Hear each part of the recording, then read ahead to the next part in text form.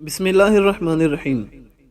عزیز طلباء، پچھلی ویڈیوز میں نے کہا تھا کہ باب اول القرآن الکریم کے دو حصے ہیں، الف اور بے، لیکن معذرت کے ساتھ باب اول القرآن الکریم کے تین حصے ہیں، الف، بے اور جیم۔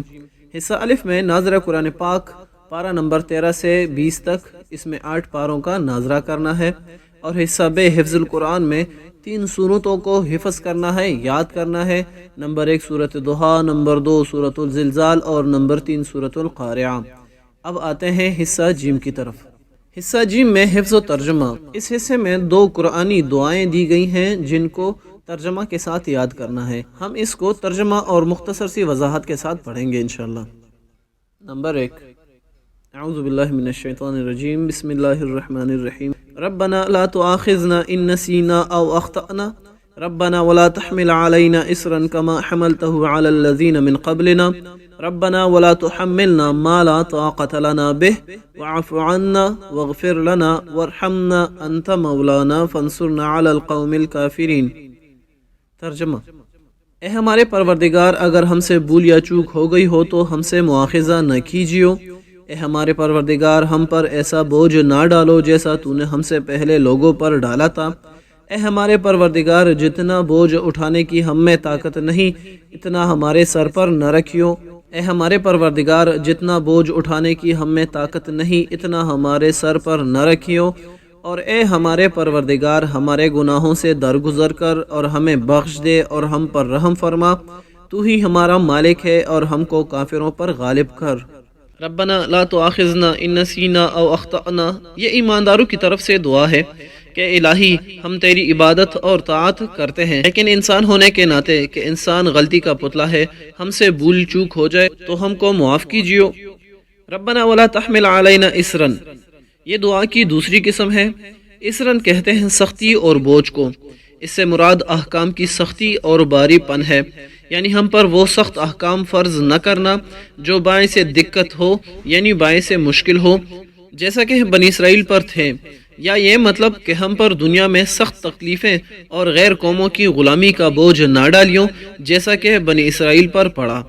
وَلَا تُحَمِّلْنَا مَا لَا طَاقَةَ لَنَا بِهِ، یہ تیسری قسم کی دعا ہے کہ ہم پر کوئی ایسی افتاد، یعنی کوئی ناگہانی آفت، ناگہانی مشکل نہ ڈال جس سے ہم کو وہ باتیں برداشت کرنی پڑیں جو ہماری طاقت سے باہر ہوں۔ واعف عنا، عذاب اور مکافات عمل سیئہ، یعنی ہمارے گناہوں سے درگزر فرما۔ واعف عنا، پردہ پوشی بھی کر بلکہ اس سے بڑھ کر، وارحمنا، اپنے کرم سے دنیا اور آخرت کی نعمتیں ہمیں نصیب فرما، اور فانصرنا علی القوم الکافرین، اور ہمیں دشمنان دین پر فتح یاب بھی رکھیو۔ یہ چوتھی قسم کی دعا تھی۔ حقیقت میں غیر ملت کی حکومت میں رہنا پوری غلامی ہے، مخالفوں پر فتح یابی بھی ایک نعمت ہے۔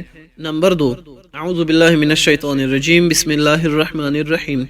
رب اشرح لی صدری ویسر لی امری واحلل عقدۃ من لسانی یفقہوا قولی۔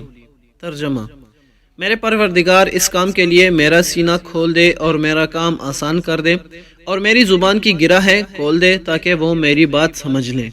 پیارے بچوں، جب بھی اللہ تعالیٰ کسی انسان کو نبوت کا درجہ عطا فرماتا ہے تو وہ انسان اس قابل ہوتا ہے، جب بھی اللہ تعالیٰ اس کو نبوت کا درجہ عطا فرماتا ہے، اس کو نبوت کے فرائض منصبی عطا فرماتا ہے۔ حضرت موسیٰ علیہ السلام بھی نبوت کے قابل تھے جب بھی اللہ تعالیٰ نے ان کو نبوت عطا فرمائی تھی، لیکن حضرت موسیٰ علیہ السلام نے پھر بھی عاجزی کے ساتھ یہ دعا فرمائی، رب اشرح لی صدری، کیونکہ نبی کو عالم کی اصلاح کرنی پڑتی ہے، طرح طرح کی سختیاں اٹھانی پڑتی ہیں، روحانی احکامات کی تعلیم اور اخلاق حمیدہ کی ترغیب دینا ہوتی ہے۔ یہ سب باتیں جب ہوتی ہیں کہ جب خدا دل کو کھول دے اور دل پر موجود پردے اللہ تعالیٰ ہٹا دے، اس کو شرح صدر کہتے ہیں۔ وَيَسِّرْ لِي أَمْرِي، اور اس حکم یعنی اسلام کی تبلیغ کو میرے لیے آسان فرما۔ وَاحْلُلْ عُقْدَةً مِّن لِّسَانِي يَفْقَهُوا قَوْلِي، حضرت موسیٰ علیہ السلام نے بچپن میں فرعون کی داڑھی نوچی تھی تو فرعون نے حضرت موسیٰ علیہ السلام کو مارنے کا قصد کیا تھا، اس کی بیوی آسیہ نے سفارش کی کہ نادان بچہ ہے۔ فرعون نے امتحان کے لیے ایک طرف آگ اور ایک طرف یاقوت رکھ دیے۔ حضرت موسیٰ علیہ السلام نے آگ منہ میں ڈال لی جس سے زبان پر لکنت پیدا ہو گئی تھی، تو حضرت موسیٰ علیہ السلام نے اللہ تعالیٰ سے دعا کی کہ اے اللہ میری زبان کی لکنت کو ختم کر دیں تاکہ فرعون میری بات کو سمجھ سکے۔ اپنی دعا میں یاد رکھے گا، ویڈیو پسند آنے کی صورت میں ویڈیو کو لائک اور شیئر کرنا نہ بھولیے گا۔ جزاک اللہ خیر۔